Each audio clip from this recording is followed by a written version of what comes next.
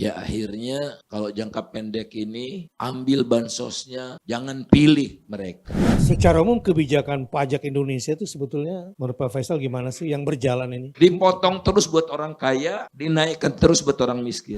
UKM seolah-olah pemerintah itu pahlawan, pajaknya final 0,5% saja. Tadi 22%, tapi 22% dari untung, dari laba. Tapi kalau UKM 0,5% dari omset. Jadi rugi atau untung, omset kan belum tentu untung Ustaz. Karena diambil dari omset, mau untung mau rugi, bayar lu 0,5%. Zalim gak? Ya zalim lah. Kalau konglomerat rugi gak bayar pajak. UKM rugi tetap bayar pajak. Kebenaran itu memang ada ongkosnya dan percayalah kalau kita berada di jalan yang benar banyak yang membantu kita gitu. Kita tidak sendiri.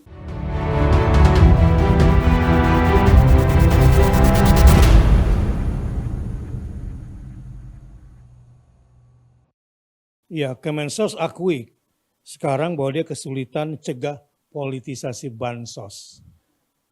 Ini menterinya loh Pak. Karena mungkin tidak bisa menyalurkan sendiri ya secara independen. Nah, belum lagi yang ngakal-ngakali ini bantuan sosial ditransfer langsung ke rekening gitu. Itu gimana tuh Pak antisipasinya?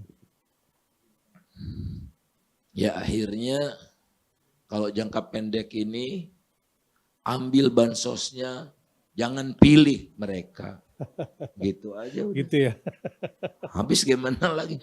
Bansosnya juga uang rakyat kok sebetulnya, bukan uang Jokowi, ndak. Diambil dari APBN, APBN itu dibelikan bansos lewat uang rakyat dari pajak. Ibu kalau minum ini pajaknya ada 10-11%. Jadi walaupun ibu nggak punya NPWP, ibu-ibu dibayar pajak setiap menghirup udara tuh bayar pajak. Beli bensin ada pajaknya, beli minuman ada pajaknya, rumah bayar PBB tiap tahun. Nggak ada yang nggak kena pajak di Indonesia ini. Bahkan berkali-kali kan suami ibu atau ibu dan bapak yang berpenghasilan kan pendapatannya itu langsung dipotong di kantor itu. Minimal misalnya kalau gajinya 10 juta, jangan 10 juta lah, Ustaz ya 5 juta misalnya, oke pajaknya 10%.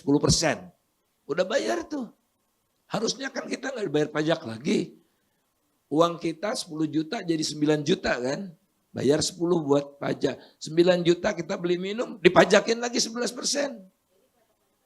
Pajakin lagi berulang kali gitu. Terus kita mau beli nih buku pelajaran buat anak-anak dari luar negeri karena di Indonesia nggak ada. Tuh. Masuk sini bayar PPH, bayar di muka, pajak penghasilan. Kita mau beli buku, PPH-nya kan bayarnya nanti, bayarnya di muka 2,5%. Bayar PPN impor segala macam itu. Saya nggak pernah mau bayar tuh. Jadi ada orang ngirim buku ke saya disuruh bayar pajak. Ngapain saya minta juga enggak gitu kan. Oh. Nah jadi boleh ya gitu ya. Saya nggak mau bayar. Lebih gitu. baik dibawa waktu kita ke luar negeri kita bawa. Gitu. Kalau lewat pos repot. Makanya Amazon nggak bisa hidup di Indonesia. Iya. Nggak bisa hidup. Makanya buku aja dipajekin. Padahal kan buku buat ilmu. Nah itulah. Secara umum kebijakan pajak Indonesia itu sebetulnya menurut Pak Faisal gimana sih yang berjalan ini? Dipotong terus buat orang kaya, dinaikkan terus buat orang miskin. Itu kesimpulannya ya? Nah, contoh, kan kita harus pakai contoh. Jadi kan ada namanya undang-undang Cilaka itu. Cilaka. Cipta lapangan kerja, namanya Cilaka kan. Tapi sekarang Cipta Kerja aja, jadi enggak Cilaka. Omnibus Law itu. Jadi Omnibus Law itu menyatakan bahwa pajak buat perusahaan itu diturunkan dari 25% menjadi 22%. Dan 2 tahun setelah itu diturunkan lagi jadi 20%. Tapi udah dihitung nih sama Kementerian Keuangan, kalau diturunkan dari 25 ke 20, pendapatan negara anjlok, nggak jadi. Jadi sekali aja diturunkan. Pokoknya udah turun jadi 22%. Sementara seluruh ini kan buat pengusaha besar, pengusaha aja kan yang untung gitu kan. Sementara UKM seolah-olah pemerintah itu pahlawan, pajaknya final 0,5% saja. Tadi 22%, Ustaz. Tapi 22% dari untung, dari laba. Tapi kalau UKM 0,5% dari omset. Jadi rugi atau untung, omset kan belum tentu untung, Ustaz. Karena diambil dari omset, mau untung mau rugi, bayar lu 0,5%. Zalim enggak? Ya zalim lah. Kalau konglomerat rugi nggak bayar pajak. UKM rugi tetap bayar pajak. Final 0,5%. Seolah-olah setengah kecil kan, tapi setengah dari omset. Berikutnya,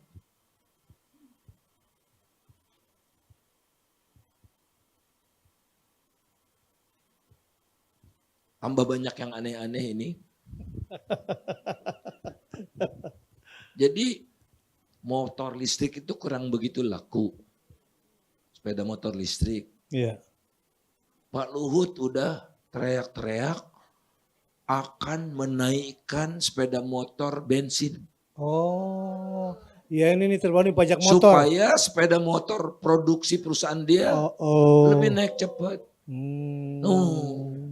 Padahal rakyat nggak bisa tiba-tiba ganti sepeda motor konvensional dia langsung listrik kan. Emangnya duit rakyat banyak. Iya. Nah, terus ini ada satu lagi data, Ustadz. Apa pembenarannya?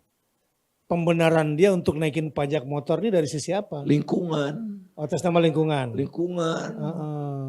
Tapi saya bisa buktikan, misalnya tapi ini untuk kasus mobil. Iya. Mobil listrik ini lurahnya Muldoko. Oh, Pak Lurahnya. Muldoko itu ketua perhimpunan pengusaha penghasil mobil listrik. Muldoko penguasa juga. Iya. Minta juga untuk dirinya. Ini dalam sejarah Indonesia cuma ada di era Jokowi. Kalau zaman Pak Harto kan dianggap otoriter gitu. Tapi masih punya adab, otoriter masih punya adab. Jadi dia presiden, dia tidak pengusaha. Yang pengusaha itu anaknya. Jadi ada Pak Harto, ada anaknya. Dua sosok yang berbeda kan. Iya. Dia kasih fasilitas khusus buat anaknya. Dua orang yang berbeda. Kalau sekarang yang namanya Luhut Panjaitan dan Muldoko itu, dia pengusaha, dia bikin kebijakan untuk dirinya sendiri, menguntungkan perusahaannya sendiri dan nggak malu. Nah, biasanya orang-orang seperti kita, Ustadz, itu ditakut-takutin, pencemaran nama baik. Iya. Nah, Haris Ashar dan Fathia dibawa ke pengadilan. Iya. Saya bersaksi 5 jam di sana. Oh iya. Jadi di pengadilan kita bebas. Iya. Yang tadinya tidak akan mengungkapkan, kita ungkap di pengadilan. Itu hak orang mencari kebenaran di pengadilan. Nah, kalah Luhut Panjaitan. Iya. Makanya jangan takut, tapi ada datanya semua. Gitu. Iya. Ada datanya semua. Terbukti bahwa memang Luhut terlibat di dalam cawe-cawe tambang di Papua itu, di Intan itu apa sih? Apa namanya? Intan. Bukan. Daerah apa namanya? Intan. Kan Intan Jaya. Intan Jaya. Kan Freeport punya sekian ratus ribu hektar. Nah, oleh Freeport itu sebagian dia nggak sanggup lagi untuk mengeksplorasinya, diserahkan 30.000 hektar ke pemerintah. Nah, inilah yang konon katanya imasnya lebih banyak dari yang ada sekarang itu gitu, dari perkiraan-perkiraan itu. Nah, itu sama sekali tidak transparan itu. Kan logikanya dimiliki oleh negara, ya dikelola oleh negara. Kalau Freeport kan BUMN. Kenapa ini yang mau cawe-cawe? Ya inilah. Nah, berdasarkan data seberapa jauh dan seberapa besar dia keterlibatan Luhut di situ. Nah, taunya dari perusahaan Australia. Ya. Dia kan cuma calo aja, Oke. Ustaz. Iya. Yang ingin mengelola ini Australia. Iya. Nah, di perusahaan Australia ini kan ada websitenya. Dia bilang, ini kami ini bermitra sama orang yang punya kuasa. Oh. Jadi mudah-mudahan lancar semua kan. Jadi sahamnya kan bisa naik kan. Oh, itu di website umum dia. Ada. Oke. Nah, website perusahaan Australia itu minta di take down Oke. sama Pihak sini. pihak Luhut ini. Lu perusahaan itu kan perusahaan go public. Iya. Kalau kecuali terbukti dia melakukan misinformasi, Iya. informasi yang menyesatkan, dia wajib take down. Iya. Ini saya nggak ada salahnya, Nah. nggak mau dia, jadi nggak bisa didikte seperti di Indonesia gitu. Jadi akhirnya hakim membebaskan. Oh, gitu ya. Iya. Jadi kita juga, apalagi ini berdasarkan kajian, Ustadz. Iya. Jadi ada pakem-pakemnya juga kan. Iya. Jadi insya Allah berita baiknya juga makin banyak gitu ya. Jadi sepanjang kita tidak sembrono mau nuduh gitu, makanya insya Allah kita nggak apa-apalah. Kebenaran itu memang ada ongkosnya ya, dan percayalah kalau kita berada di jalan yang benar banyak yang membantu kita gitu. Kita tidak sendiri. Makasih.